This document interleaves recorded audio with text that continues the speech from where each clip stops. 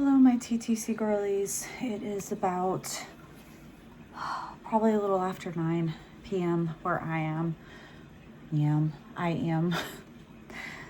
This is actually my bedtime at the moment, but I actually had some free time tonight. My son is currently with my mother-in-law and father-in-law for the evening.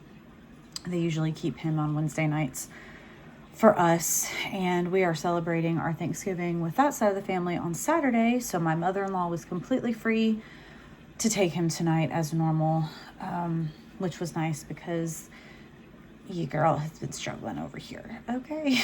So I needed a night to just sleep and clear my head and pray and shower and just do all the things that it's just a little bit harder to do when my son is home. So, and I realized I have not filmed a video since my first video, which was at least 3.5 weeks to a month ago, if I'm not mistaken. I'd have to go back and look at my profile, but I feel like my last video was right around Halloween, beginning of November. I can't really remember off the top of my head.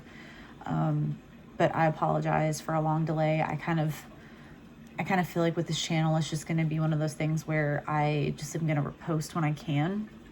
And if it's a big, long gap, y'all know why. I mean, anybody with kids obviously knows how busy life can get, and you blink and all of a sudden a month has gone by. So I do apologize for the way that I look right now. I am currently in the middle of progesterone supplement, like the suppositories, and they are just wreaking havoc on my face right now. And I am already an acne girly, even before all these hormones I've been taking. So, yeah, your girl's face is just not happy right now, which is okay. Just comes with the territory. Thank goodness for good makeup products. That's all I'm going to say. Thankfully, most of this can be covered up for the most part. But anyway, to backtrack a little bit, I think my last video I had either started letrozole or is getting ready to start letrozole. Again, I can't remember. It's been so long. I probably should have reviewed the last video before posting this, but it was like a 27-minute long video and I'm not doing that. So I'm also going to try to shorten my videos and not make them as long because I tend to ramble and I tend to have word vomit, and nobody wants to listen to 27 minutes of just pure nonsense a second time. So I'm going to try to condense this as much as I can. But yeah, so I guess because I don't remember exactly where I was before, I will just kind of segue into what has been happening the last 2 weeks. So I started the letrozole on day 5 of my period, and I did it from cycle days 5 to 9. I really didn't have any issues with the letrozole, minus it making me very sleepy and a couple mild headaches. I took it at night, which I think was very beneficial for any girlies that are going to be doing letrozole or getting ready to start a letrozole journey. That's a mouthful. Take it at night. It really does, at least for me, it made a huge difference with the symptoms. When I was on Clomid 5 years ago, 5 years ago, I took it during the day and was not good. I had headaches, stomach pain, and the worst one with Clomid, the worst symptom was the mood swings. I am surprised my husband did not divorce me that year that I was on Clomid. It was about 6 months. It was awful. I will not go on Clomid again unless absolutely necessary for that reason. But yeah, so the letrozole was fine. Sorry. I thought I heard my husband. He should be playing video games right now, but I don't know. If I have to stop this, that's why. Anyways, guys, cycle days 5 through 9 of letrozole, and again, didn't really have any issues, just some very mild symptoms. Cycle day 11, I went in for my mid-cycle ultrasound to check my follicles, and I had one dominant follicle on my left ovary that was at, I think, 19 millimeters, if I'm not mistaken, and they didn't say anything about anything on my right. So one pretty juicy follicle. I had a little bit of panic that evening though, because I had a later afternoon appointment. I usually like to do my appointments in the mornings, but this particular day, I could only do in the afternoon. And my clinic closes at 5 and my appointment was at 2:30. So I got home, and around 4:50, I realized I hadn't heard anything from my clinic, which is very strange because they usually get back to me within at least 2 hours over the patient, either via the patient portal that we have or a phone call. I mean, they are fabulous, like on point. Never had any issues. So I started to just get a little bit concerned because I didn't hear anything.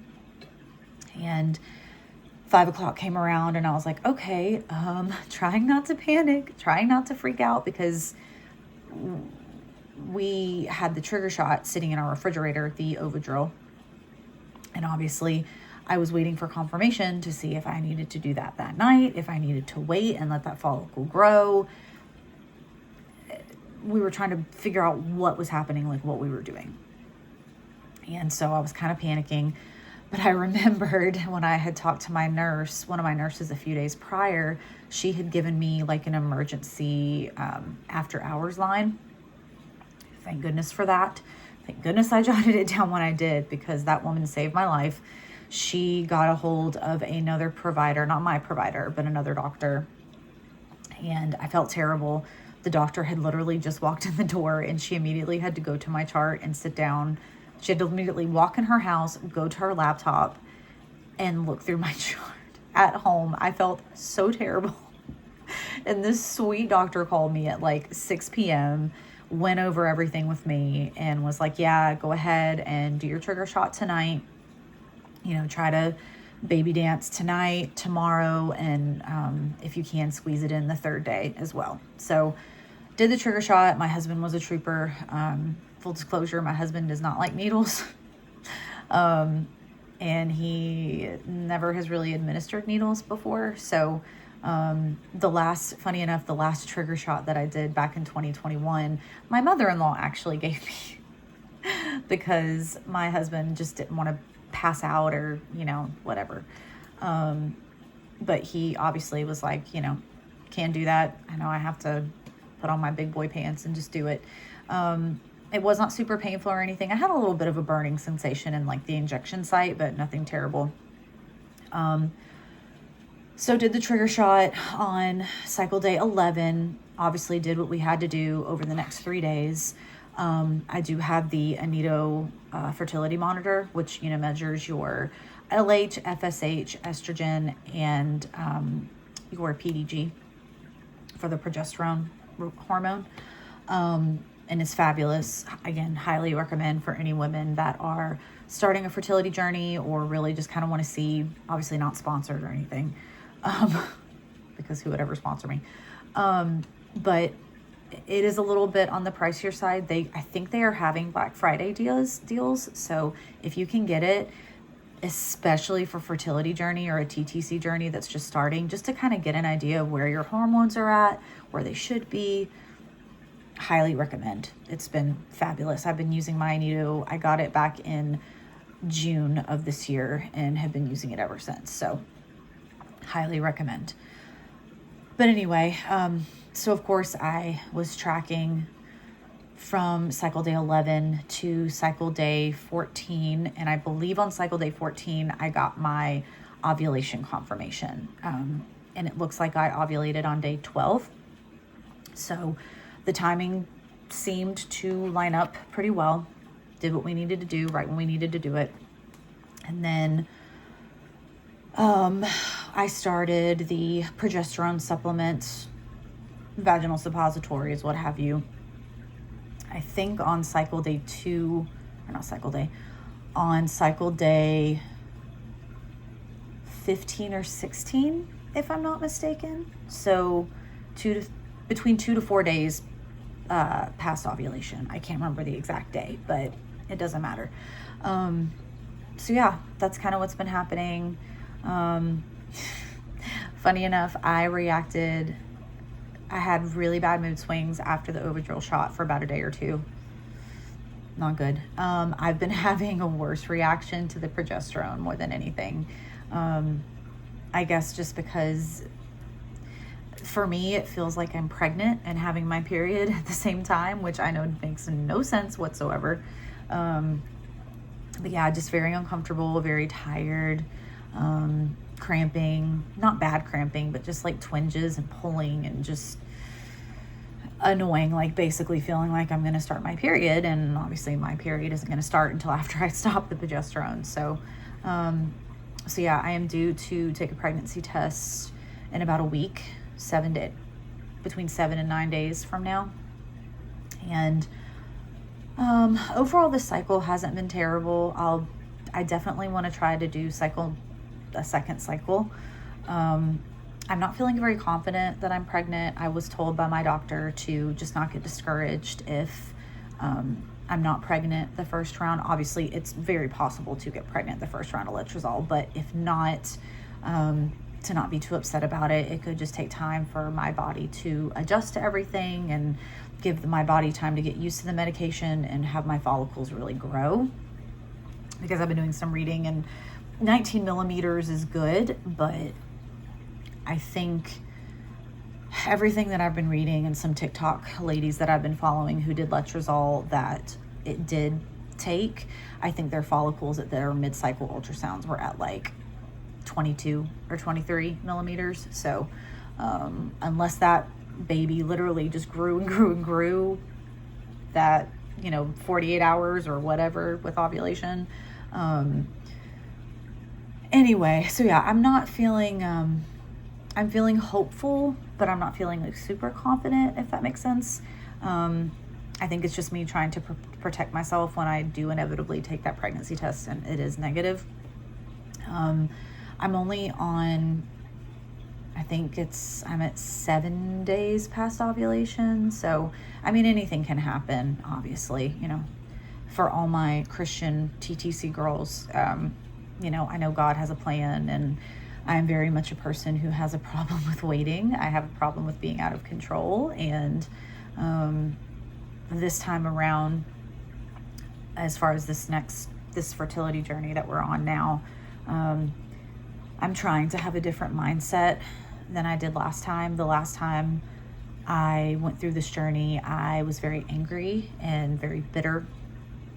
I was depressed and just angry. I was just angry all the time. Anytime I saw a pregnant woman or saw, a pregnancy announcement, and I was just angry and bitter and jealous, and it was very sad. And I was having to talk to a therapist, and I was a mess that last time. And I don't want to be like that again. I have a beautiful little boy that we were blessed with that I really don't deserve, and I sure as hell didn't deserve him way back then. I, thank God every day for him, because I was not in a good place mentally back then. And so this time around, I'm really trying to thank God for what I have, and especially going into the holidays. I think that is, for me, one perk of going through fertility treatments is the holidays, at least for me, are a good distraction, because I get to spend the time with my husband and my little boy.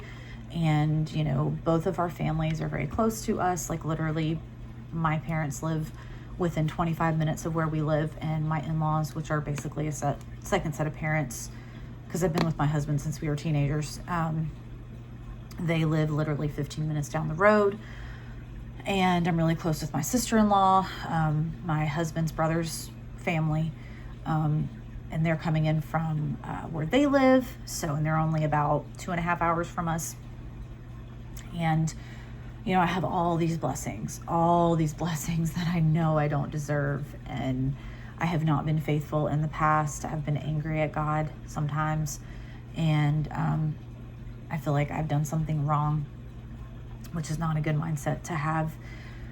And this time around now, obviously, the day I take the negative test, it's going to hit me like a ton of bricks, but I'm really going to try hard to look at the positives. The biggest positive that I feel like I'll get out of this is that my body responded well to the medication. That's the best thing. The other positive is that I'll have 2 rounds of this before I have to think about IUI, and I'm definitely not opposed to doing IUI because I've done it before. It was painless. The process was a little bit more like time consuming, like more with appointments and all that, but not really. The only difference with obviously the time cycles and IUI is my husband and I are doing our stuff here, as opposed to if I went to get an IUI, obviously they have to do their thing. So yeah, I'm not opposed to that. So I have a lot of positive things coming up. The day that I take the pregnancy test, we'll have a great weekend after that. We'll also be going on like a pre-Christmas vacation the following week. Obviously Christmas is going to come up, and then we are actually going to see some family friends the end of December to visit with them. And my son just absolutely adores them. There was one of my husband's best friends and his wife who we're very close with. So the rest of 2025, I have some very exciting, wonderful things coming. So that's basically what I'm going to try to think about when I do inevitably get that negative test. I just don't feel super confident, and that's okay. I'm not saying that I'm completely out. There's obviously a 50-50 chance. But I don't feel like this is going to be it just yet. I feel like when it takes, I'm going to know. Because obviously having a child before, I feel like your body can just kind of tell. I don't know. Correct me on it. If there's any mamas out there that have one child and then did a letrozole, cycle and time cycle and all the same things I'm doing, and you just didn't really feel it, but then you took the test and then you were pregnant. But I don't know. My gut's just telling me this isn't it. I feel like it'll be a gut feeling when it does take. So yeah, guys, that's pretty much where I'm at now. Now we're just still in the trenches of the 2-week wait. I have symptoms spotted quite a bit. I have chat GPT'd quite a bit. The biggest thing that has felt a little bit strange is, like I said, the tugging and the pulling more on my left side than anything. But I know that's just the progesterone. I know in the back of my head, that's the progesterone. Everything that I'm feeling is the progesterone. Like, I can't be reading into things that aren't there, because even if pregnancy symptoms wouldn't even be happening right now, because I'm literally 7 DPO, I don't even think implantation is happening yet. Because I think the implantation window is between earliest like day 8 and then latest day 12. So, and with my son, I didn't take a pregnancy test until I was like 5 or 6 days late, because I had PTSD from taking so many negative tests.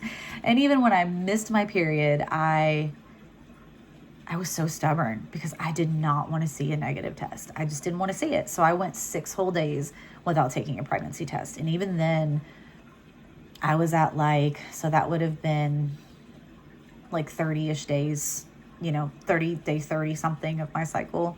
And even then my first response was not completely, it wasn't a dye stealer yet. So yeah, we'll just kind of see. Obviously, if this test is positive, I will be thrilled. I will be over the moon. But again, it just doesn't feel like this is it yet. And I feel like when it is it, I'll just kind of know, or I'll just have a gut feeling. And I don't have that right now. And that's okay. And the test is going to come back negative, and that's okay. I am just going to pray about it and allow myself to be upset and move on. So that's where we're at, guys. I'm going to wrap this up because we are already at 19 minutes, but I don't think I rambled too bad. I didn't, go too off topic with certain things. But yeah, for all my ladies that are on this journey, you are brave, you are strong, you are badasses. God has got you through all of this, through all the tears and the heartache and everything. There is a light at the end of the tunnel for us. And whenever that is, we're going to reach it. Whenever God gets us to it, it's just going to make it that much more special. And I still, to this day, am so thankful that God blessed me with our son when he felt that we were ready. When I finally let go and just let him handle it. We conceived our son naturally. How? I don't know. That's just how it happened. And that's what I'm really trying to do this cycle, is just kind of let go. I haven't been great about it the last few days because I have been noticing I've been symptom spotting, which is not good, but I'm trying not to stay in the symptom spotting too long and just remind myself, this is the medicine. These are the reactions that you were told you were going to have, etc., etc. So anyways, guys, I'm actually going to wrap this up now. I hope everyone has a wonderful Thanksgiving. For those that celebrate it, for those who do not celebrate it, I hope you guys have a great, safe rest of the week. I'm not sure when I'll be posting on here again. I imagine it will probably be shortly after I take the pregnancy test, and probably, I'm sure, once I, start my next round. Round 2 is going to be kind of difficult because I will be on vacation, so things are going to be a little bit tricky. But we're still going to do our best to do what we need to do. And then January will be our final round of the letrozole, and then we'll go from there if nothing happens. So anyways, guys, you guys have a great rest of your evening. Be safe through the weekend. Everybody travel safely, drive safely, fly, whatever it is. Safe travels for all of you guys. God bless everyone. And yeah, ladies, I will talk to you soon. Bye, guys.